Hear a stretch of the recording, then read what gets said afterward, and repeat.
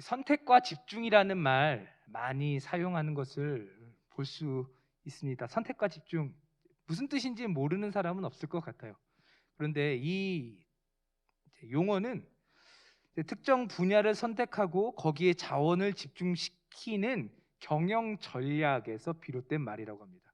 경영학 용어라고 해요. 제가 찾아봤더니 제한된 자원을 가지고 효율적으로 사용하기 위해서 어떤 특정한 목표를 세우고 그 목표에 가지고 있는 자원을 집중할 때 이제 선택과 집중이라는 말을 사용을 한다고 합니다. 자원이 무한대로 있으면 문제가 되지 않죠. 그러면 우리가 이제 다양하게 일을 할 수 있겠죠. 다각화 전략을 사용할 수 있을 텐데 내가 가지고 있는 게 한정적이라면 거기에 경쟁력을 발휘하고 싶다면 선택하는 일이 필요합니다. 어떠한 목적 정확히 세우고 그 목적에 내가 쏟을 수 있는 역량을 쏟는 게 결과를 나타내는데 도움이 된다라는 거죠. 그런데 문제가 하나 있어요. 뭐가 문제냐면 선택을 잘못하면 문제가 되는 겁니다. 이제 우리가 흔히 올인한다고 하잖아요. 내가 가지고 있는 걸 다 쏟아 부었는데 그 집중한 대상이 바르지 않았다면 그러면 내가 쏟아부은 모든 게 다 허사가 되고 마는 것이죠. 그러니까 큰 위험 부담을 가지고 있는 게 이 선택과 집중이 되는 것입니다. 만약 내가 집중해야 할 대상을 바르게 알 수만 있다면 그렇다면 문제가 되지 않죠. 그러면 내가 가지고 있는 것을 다 쏟아부어서 결과물을 얻을 수 있을 테니까요. 여기서 우리는 무엇을 선택해야 하느냐 이 문제에 직면하게 되는 것입니다. 오늘 우리가 함께 읽은 마가복음은 시작부터 단도직입적으로 예수님께서 하나님의 아들이라는 사실을 말씀하십니다. 예수님께서는 하나님의 아들이신데 왜 이 땅에 오셨을까요? 하나님의 뜻을 이루시기 위해 오셨죠. 하나님의 뜻은 예수님을 통해서 세상을 구원하는 것에 있었습니다. 다시 말해서 예수님이 이 땅에 오신 것은 하나님의 뜻을 이루시기 위함이었는데 그것은 예수님을 통해 세상을 구원하는 데 있었다라는 것이죠. 예수님께서 보여주시는 수많은 기적들은 예수님을 통해 임하는 하나님의 나라가 무엇인지를 보여주는 증거가 되었습니다. 물론 아픈 사람을 고쳐주는 것도 귀한 일이지만 그 자체를 위해서 예수님께서 그와 같은 기적들을 행하신 것이 아니라 예수님께서 이 땅에 허락해 주시는 하나님의 나라가 궁극적으로 무엇인지를 사람들에게 알려주셔야 했기 때문에 병든 자를 고치시고 귀신 들린 자를 내쫓으시며 귀신을 내쫓으시며 죽은 자를 살리시는 이와 같은, 그래서 성경은 기적이라고 말하지 않고 이것을 표적이라 말하는 것을 보게 되죠. 마가복음은 처음부터 예수님께서 하시는 일들에 대해 보여주면서 예수님을 통해 하나님의 나라가 어떻게 도래하는지를 우리들에게 보여줍니다. 복음서 중에 가장 짧은 말씀이 마가복음인데 다른 복음서들을 보면 서론이 좀 길게 나와요. 그런데 마가복음은 시작하자마자 1장부터 예수님께서 막 이와 같은 표적들을 행하시는 장면들을 우리들에게 보여줍니다. 우리가 함께 읽은 1장에서부터 예수님께서 행하신 일들이 연속적으로 기록이 되면서 예수님이 바로 하나님의 아들, 세상의 구원자 그리스도라는 사실을 아주 그냥 직설적으로 보여주는 게 마가복음이라는 것입니다. 예수님께서는 이 땅에 계시는 동안 자신이 이루셔야 할 하나님의 뜻에 모든 관심을 집중시키셨습니다. 오직 하나님의 뜻을 이루는 것만을 자신의 목표로 삼으시고 많은 사역을 감당하셨다는 것을 우리는 오늘 말씀을 통해서 함께 주목해 보게 됩니다. 오늘 우리가 함께 읽은 말씀 이전 우리가 읽지는 않았지만 말씀을 살펴보면요, 예수님께서 제자들과 가버나움에 들어가셔서 하루 동안 얼마나 많은 일을 감당하셨는지가 기록이 되어 있습니다. 21절을 보면 가버나움에 들어가셔서 먼저 회당에서 가르치시는 일을 하셨고 귀신 들린 자에게 귀신을 내어 쫓으셨으며 베드로의 집에 찾아가 베드로의 장모를 고치셨고 이 소식을 들은 가버나움에 모든 병자와 귀신 들린 자가 예수님을 찾아와 해가 지도록 예수님께서는 병든 자를 고치시고 귀신 들린 자를 치유하셨다고 기록이 되어 있습니다. 예수님께서 이처럼 사람들에게 능력의 기적을 보여주신 이유는 하나였습니다. 제가 처음에 말씀드린 것처럼 예수님을 통해 허락되는 구원이 무엇인지를 사람들에게 알려주시기 위해서였던 것이죠. 예수님을 통해 임하는 하나님의 나라에 들어가는 자들, 그 나라의 백성이 되는 자들은 더 이상 연약함의 굴레에 갇혀 있지 않을 것입니다. 더 이상 마귀의 종로로 타며 비참하게 살지도 않을 것입니다. 예수님께서는 이 모든 일들을 사람들에게 깨닫게 하시기 위해서 밤이 맞도록 병든 자를 고치시고 치유하시는 일들을 멈추시지 않았던 것이죠. 말로만 가르치시지 않았고 표적을 통해서 예수님께서 가르치시는 그 내용을 실제적으로 보여주셨던 것입니다. 그렇게 하루를 보내고 모두가 잠들었을 때 오히려 밤이라고 부르는 것이 더 어울릴 만한 이른 새벽에 일어나셔서 한적한 곳에 나아가 기도하시는 예수님을 우리는 오늘 본문을 통해서 함께 주목해 보게 됩니다. 매우 이른 아침이었어요. 아침이라고 말하기는 좀 어색하고요. 모두가 이제 잠들어 있는 새벽, 미명에 예수님께서 기도하는 모습을 우리들이 보게 되죠. 날이 밝고 사람들이 또다시 예수님을 찾아올 무렵 예수님께서는 새벽에 시작하신 기도를 멈추지 않고 계셨습니다. 모두가 잠들어 있는 시간에 시작하신 기도는 사람들이 다 깨어서 예수님을 찾을 때까지 지속이 되었다는 것이죠. 제자들은 사람들이 예수님을 찾아가 예수님을 부르기 시작합니다.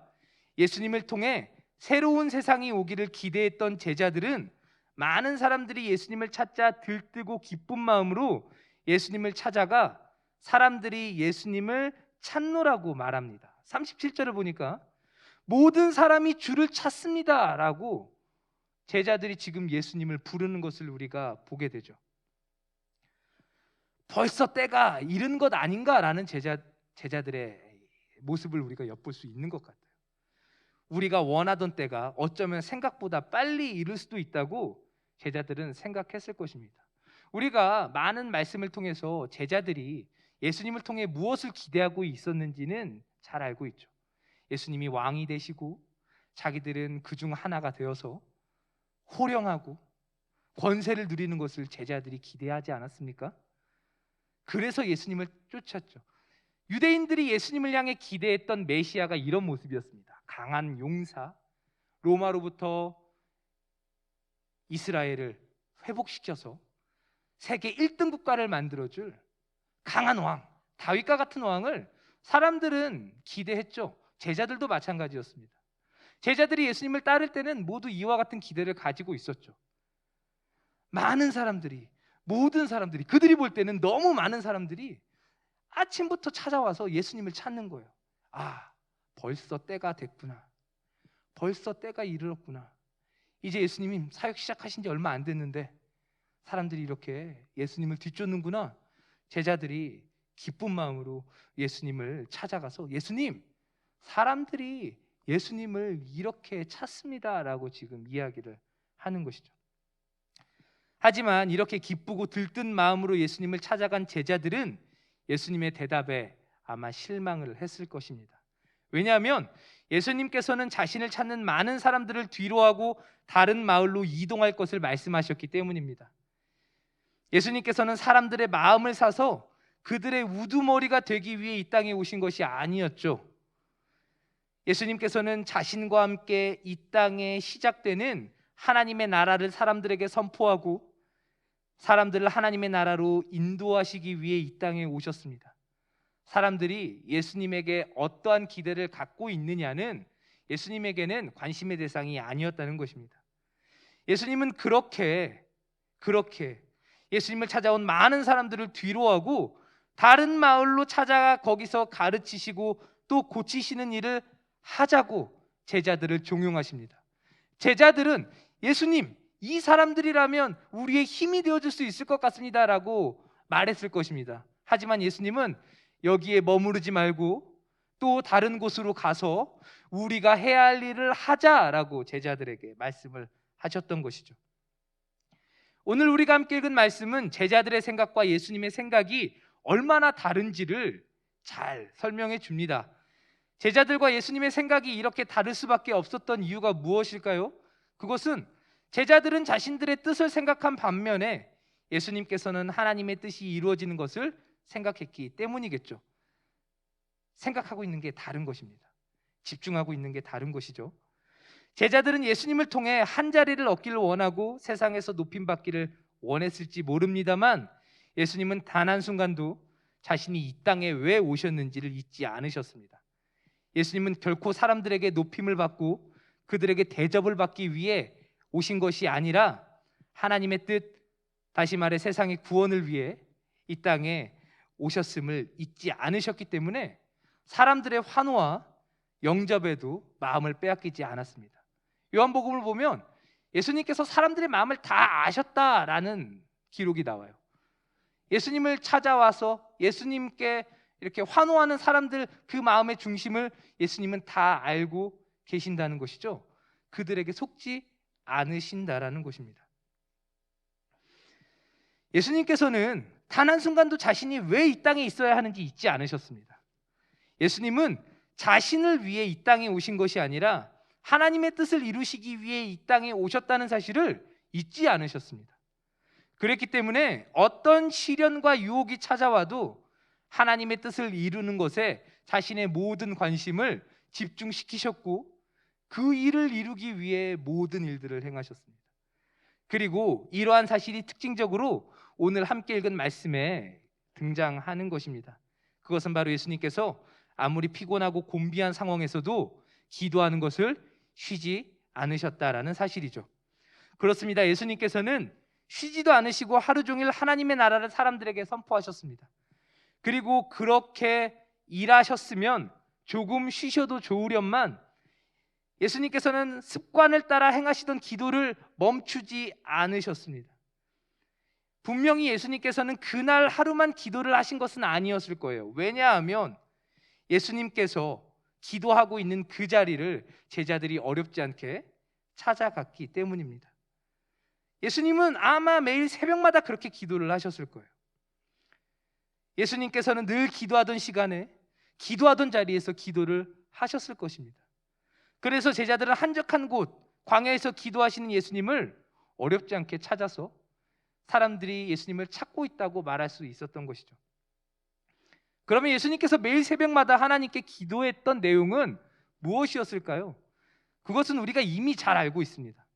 예수님께서 겟세마네에서 하나님께 올렸던 기도의 내용 무엇입니까? 내 뜻대로 마옵시고 아버지의 뜻대로 이루어 주옵소서. 거기에만 나오지 않죠. 제자들이 예수님께 기도를 가르쳐 달라고 말할 때 예수님께서 제자들에게 어떤 기도를 가르쳐 주십니까? 뜻이 하늘에서 이루어진 것 같이 땅에서도 이루어지도록 기도해라. 먼저 그 나라와 그의 의를 구하라. 예수님께서는 이와 같은 가르침을 통해 우리가 구해야 할 것은 우리의 뜻이 아니라 하나님의 뜻이라는 사실을, 내 뜻이 이루어지는 것에 있는 것이 아니라 하나님의 뜻이 나를 통해 이루어지는 것에 있어야 한다는 사실을 가르치셨죠. 예수님께서는 자신이 가르치신 대로 매일 새벽 하나님께 나아가 이와 같이 기도하셨을 것입니다. 하나님의 뜻에 순종하는 삶, 하나님의 뜻이 자신을 통해 이루어지는 것을 위해서 예수님은 한순간도 쉬지 않으시고 기도하셨던 것입니다. 그렇습니다. 예수님께서 하나님의 뜻에 온전히 순종하시어서 세상의 구원을 이루신 중심에는 늘 하나님을 찾고 하나님을 의지하며 하나님의 뜻을 이루기를 소망하며 드려졌던 예수님의 기도가 있었습니다. 십자가에 매달리시기 전에도 예수님께서는 무릎 꿇고 기도하시며 하나님의 뜻이 이루어지기를 간구하셨지 않습니까? 예수님은 너무나 당연히 늘 하나님과 동행하시며 하나님과 친밀한 교제를 나누시고 하나님의 뜻이 자신의 뜻이 되도록 기도했던 그 기도를 중심으로 하나님의 일을 이루어 가셨습니다. 예수님이시지만 언제나 기도하는 것을 쉬지 않으셨다는 것입니다. 하나님의 일은 많은 사역과 바쁜 일정을 통해 이루어지는 것이 아니라 하나님의 뜻에 온전히 자신을 순종하시는 이 기도에서부터 시작되었다는 사실을 우리는 오늘 본문을 통해서 깨달아야 하는 것입니다. 오늘 우리가 하나님의 백성으로 하나님의 일을 우리의 삶 속에 이뤄가고 싶다면 무엇보다 먼저 우리의 뜻을 하나님의 뜻에 복종시키는 일이 필요합니다. 사랑하는 성도 여러분, 하나님의 뜻을 이루며 살아가기를 원하십니까? 하나님의 일을 이루며 살기를 원하십니까? 근데 이게 먼저 돼야 되는데 우리가 받은 은혜를 기억해서 하나님의 기쁨이 되기를 원한다, 이런 고백이 나와야 사실 오늘 말씀도 의미가 있는데 말이죠. 제가 찬양 인도를 하다 보면 나 주님의 기쁨 되기 원하네, 이 찬양을 부를 때 우리 성도님들이 깊이 찬양하는 것들을 이제 경험하게 돼요. 나 주님의 기쁨 되기 원하네, 그 우리 모두의 공통된 소망이기 때문이 아닌가라는 생각이 듭니다. 제가 다시 한번 묻죠. 하나님의 일을 이루며 살아가기를 원하십니까? 아멘이시죠? 그런데 하나님의 일을 이루기 위해서는 내 뜻을 내세우는 게 아니라 하나님의 뜻에 순종하는 일이 먼저 필요하다라는 것입니다. 너무나 당연하지만 우리가 무슨 일을 하든지 하나님께서 우리와 함께 하시는 것은 아닙니다. 우리가 그렇게 고백하잖아요. 하나님들 우리와 함께 하신다고요. 그런데 어떤 일을 하든지 하나님이 도와주시는 건 아니에요.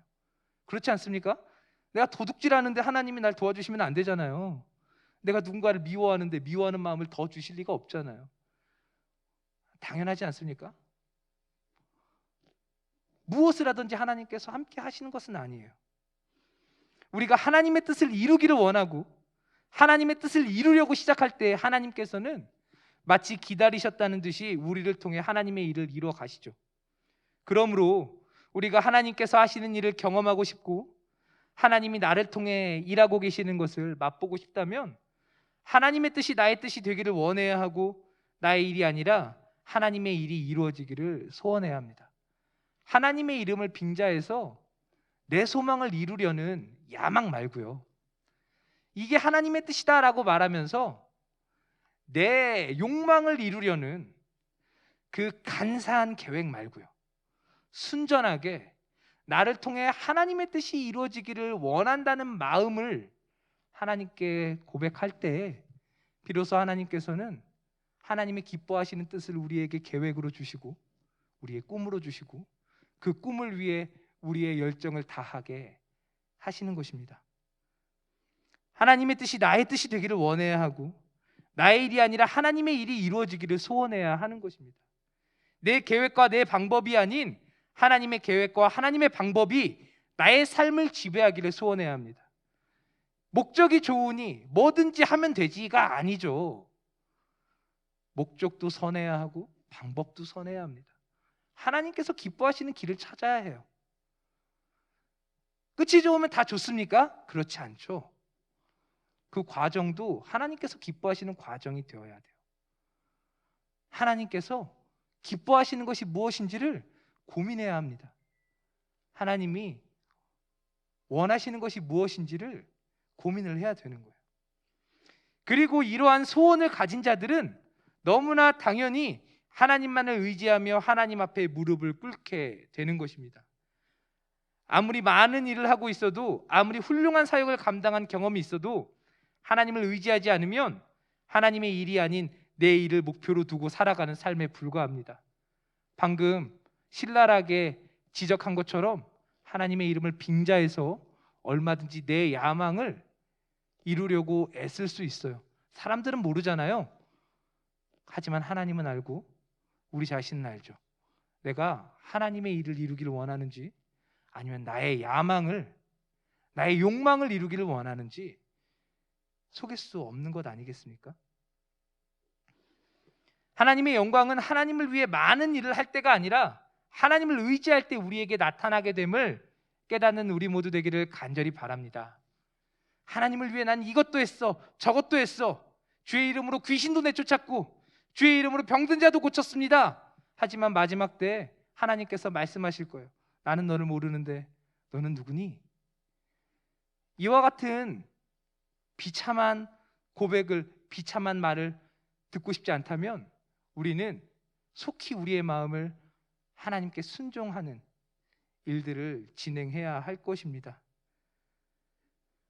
우리가 혹 생각하기를 이렇게 하면 하나님께서 기뻐하실까, 저렇게 하면 하나님의 일이 이루어질까 고민합니다. 하나님께서는 그렇게 하나님을 위해 일하기보다 먼저 하나님을 찾고 의지하고 하나님께 마음을 드리기를 원하십니다. 우리는 얼마나 하나님을 생각하고 얼마나 하나님의 뜻을 구하며 얼마나 하나님 앞에 엎드리고 있습니까? 우리는 얼마나 기도를 소중히 여기고 우리는 얼마나 기도하는 일에 전력을 다하고 있습니까? 하나님을 찾고 하나님을 의지하는 일보다 아무것도 우선에 두지 마시기를 바랍니다. 은혜 받지 않고 우리 선배님들이 그런 가르침을 주셨어요. 은혜 받지 않은 채는 쓰레기도 줍지 말라고. 은혜 받지 않으면 교회에서 쓰레기도 줍지 말라고. 무슨 말입니까? 쓰레기 주신 것 가지고 내 공로 내세우는 거예요. 내가 교회에서 쓰레기 주셨다고. 하나님의 아들 예수 그리스도께서 우리에게 보여주신 기도의 삶, 예수님을 쫓아 살아가는 우리 모두가 본받아야 할 신앙의 모습임을 이 저녁 우리가 함께 깨닫게 되기를 간절히 바랍니다. 하루를 시작할 때 기도하시면서 시작하시고 하루가 끝날 때 기도하며 잠자리에 드는 우리 모두가 되었으면 좋겠습니다. 무시로 기도하며 하나님 지금도 나와 함께 계심을 경험하는 우리 모두 되기를 간절히 바랍니다. 너무나 할 일이 많아서 바쁘십니까? 분주해서 무엇을 먼저 해야 할지 모르십니까?